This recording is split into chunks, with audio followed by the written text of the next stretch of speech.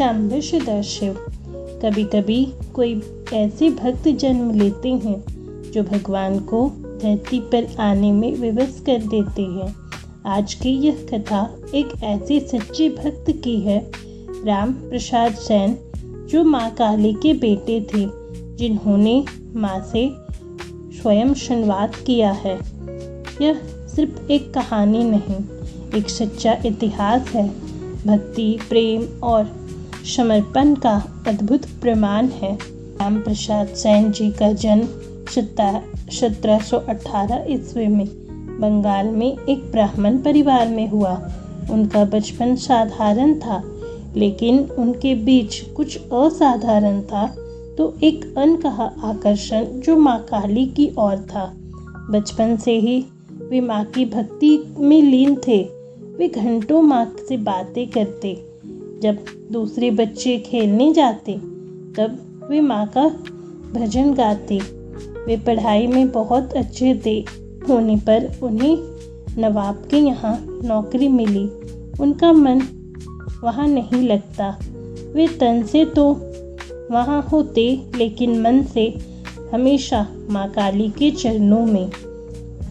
नौकरी पर बैठे थे तो पेपर पर हिसाब किताब की जगह माँ काली के भजन लिखते रहते। नवाब ने एक दिन यह देखा, तुम काम नहीं करते हो, बस गीत लिखते रहते हो। राम प्रसाद ने बड़ी विनम्रता से कहा, हुजूर, माँ काली ही मेरी दुनिया है। मैं लिखता हूँ जो मेरा मन करता है। नवाब ने कहा, अगर तुम्हारी कविता में ताकत है तो सुनाओ। राम प्रसाद ने एक भजन सुनाया। इनो मोन। पूरा दरबार शब्द रह गया। उन्होंने नवाब ने कहा कि तुम नौकरी के लिए नहीं, माँ की सेवा के लिए जन्म लिए हो।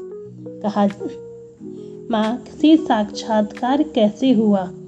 कहा जाता है, एक बार राम प्रसाद सेन जी नदी पार कर रहे थे।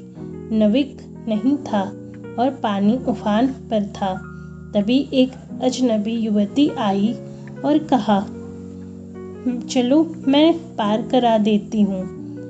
राम प्रसाद नाव पर बैठे और भजन गाने लग गए। जब नदी पार हो गई, उन्होंने पूछा, बहन, तुम कौन हो? तब माँ मुस्कुराई और कही, तुम माँ को पुकारते रहते हो, मैं तुम्हें कैसे छोड़ सकती हूँ? यह कहकर वो युवती अदृश्य हो गई। राम प्रसाद सेन जी समझ गए, वे और कोई नहीं, माँ काली है। राम प्रसाद के जीवन में भजन का महत्व। राम प्रसाद ने जीवन भर भजन लिखे जो सीधा माँ के हृदय तक पहुँचते थे। उनके गीत में भक्ति के साथ साथ भावनाएं थी। एक पुत्र की शिकायत, प्रेम, तकरार और समर्पण।